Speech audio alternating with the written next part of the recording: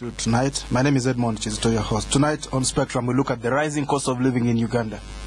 What measures should the country take to arrest this situation? Ugandans have been waking up each day for the last 1 month, faced with the increasing cost of living, worsened further by rising costs of commodities and fuel.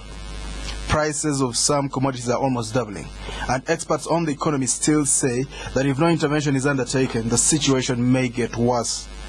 Traders are complaining about the weakening shilling, which is leading to bad business, and as an import-based economy, Uganda is likely to face tougher times when the dollar gets even stronger. In light of scarcity and high prices, some unscrupulous people are now taking advantage of the situation to sell fake or even substandard goods to the unsuspecting or desperate population. Some people have labeled to give explanations about this problem, with many saying that the main cause is the huge supply of money, free money actually, during the elections, which has now led to what economists, well, we know it's called inflation. Today in Parliament, it was proposed that government issues a temporary ban on the exportation of some food crops until the situation stabilizes. Government has insisted that it's running a free market economy where the forces of demand and supply determine the price. Politicians are, however, warning that the situation may deteriorate to the level of anarchy should the population get frustrated by the bad situation.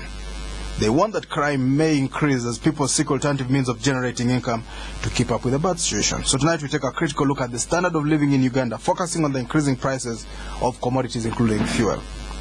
We ask what are the economic facts that explain this current trend in the Ugandan economy, and several other questions. Our guests tonight, Professor Augustus Nuwagaba, political policy analyst and expert on development and education matters. He actually comes, he's managing consultant at Rev Consult International. You're most welcome, Professor Nuwagaba. Yeah, thank you very much. Good evening, listeners. We also have Honorable Ishaa Otto, Member of Parliament for Oyam South. You're most welcome, Honorable. Thank you very much, Kizito, my good friend and the listeners. Professor Nuwagaba, what are we seeing in terms of economics? Prices rising every day. Where are the roots? What's causing this? Yeah, thank you very much, Edmond and listeners. I think what we are seeing now is a crisis of price rises, coming particularly from a number of factors. And one of the major factors, I think, which we can all appreciate is the one we call structural causes. And this, of course, is the question of, for example, the drought, which we have had, arising largely from climate change. And this, of course, has largely been pervasive, covering a number of countries. So you cannot domesticate it just to Uganda. So, but you also have factors that are purely domestic. And one of them, of course, has been elections.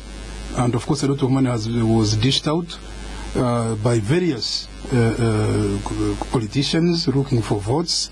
And of course you can't rule out the fact that because we have had a lot of money supply in the economy vis-a-vis very high levels of consumption, because most of this money which was given was definitely not used for factories and even medium micro enterprises. It was usually money given for consumption, and so we did not have anything benefiting the economy in terms of this money which was given. But we also have causes arising out of the spirit of what we call the foreign exchange turbulence. This happened quite some time in Europe. It started in Europe in what, of course, we refer to as the Eurozone. You remember the other currencies collapsed against the dollar, so everybody rushed, of course, to buy a number of assets, to keep all the assets in dollar, and of course the dollar was therefore squeezed, and so everybody rushed to get the dollar, and eventually our shilling was tortured in the process. But having said all that, I think the real problem that we have is that there is increasingly little production amidst ostentatious consumption, and of course because of this you have very little to offer in terms of supply, and therefore demand is in fact more than supply. And when you have that kind of situation, you really have an economic crisis where prices have to be where they are. And of course the last point, which everybody knows, is of course the Middle East crisis. Libya alone produces 1.6 million barrels a day. Yes. It produces refined oil. It's actually one of the countries in Africa, and actually in European countries, if you want, that produces actually refined oil. Right. So because of this, and of course you have Algeria, you have Egypt, you have now Yemen, you have all these countries, Bahrain, you have Saudi Arabia, which is also panicking. So you have really the very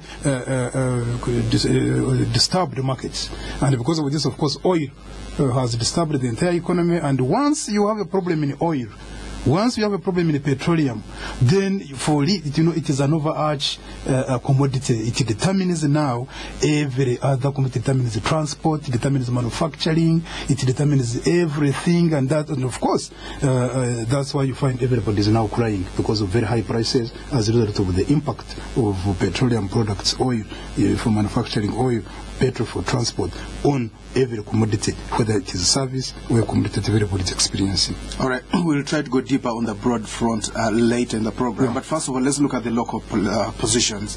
When we talk about elections, a large amount of money was injected at once, more or less. Yeah. We had the 600 billion shilling supplementary budget, which was spent, which is about 1.5% of our GDP, yeah, which was spent in a period of less than 90 days, and much of this money is split up and thrown at the grassroots, given to people without being backed by production. So everybody's consuming and too much money chasing too few goods. Exactly. Where can this lead us to?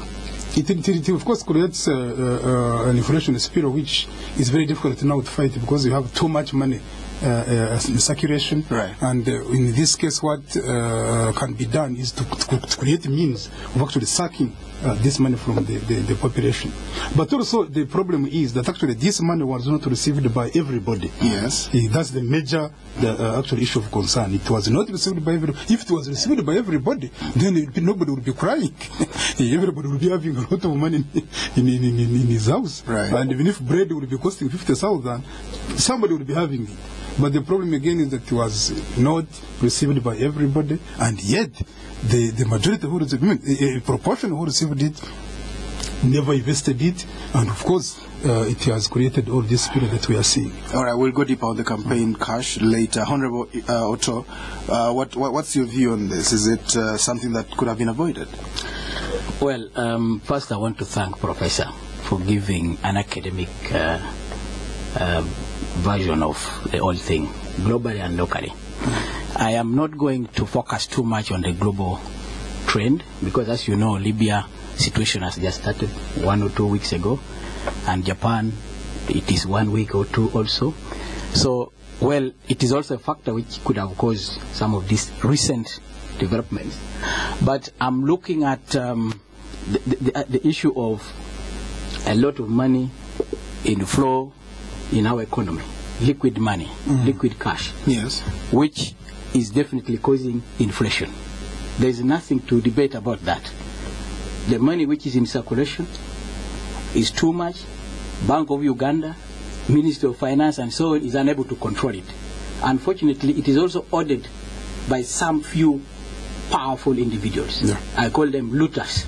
Yes, go. They have landed and handed in the hands of looters. Yes. So the money has already gone. There's nothing. Now, that is why you see it is clearly explained by the rising, a dollar is now trading at 2,400. Yes. Yeah, that is clearly explained. So that is one of the causes. It has lost about, the Ghana shilling has lost about shillings. 1/4 of its value in about 4 months. Exactly. Yeah. So that is already why we are having this crisis already. Now, I am trying to have about 3 things. One, we have fuel and other imports. We have industrial products which are produced locally from home here. Yes. You have salt, sugar, soap, and cooking oil. Before this recent hiking of price, I was in Oyam campaigning. The price of cooking oil was at 6,000 per liter. Yes. Now, if you multiply 20 liters jerrycan, that is about 120,000. A farmer in Oyam grows predominantly beans. Yes. Now, beans, a price is about 1,000 per kilo. If you have 1 sack per year, because you grow beans once in a year, that is about 100,000 in the pocket of a farmer. And that is apparently all. Equally to matoke, because the gestation period of matoke in the farm is about 3 months or 4. But how much does a farmer get out of that? So I said, I was campaigning with this. I told the people, I said, look, there is already a big problem. The price of this agricultural produce that you produce, sell for money and for consumption is too low. Yes. But the price of industrial products, which are actually produced from here, where government of Uganda get taxes from here, Yes. Which you should benefit from here, are so high. Right. Unfortunately, our policy of privatization, government cannot handle anything. In a free market economy, government cannot regulate. They have signed several contracts with these companies. They are getting lump sum of taxes from these companies, and the looters enjoy them. So this money does not come out to the public. The public does not benefit. The roads are too bad. Drinking water is not there, and all these other things. Right. So there is already a problem. Before even this recent increase in prices, in the villages, people were suffering terribly. Yes. Now,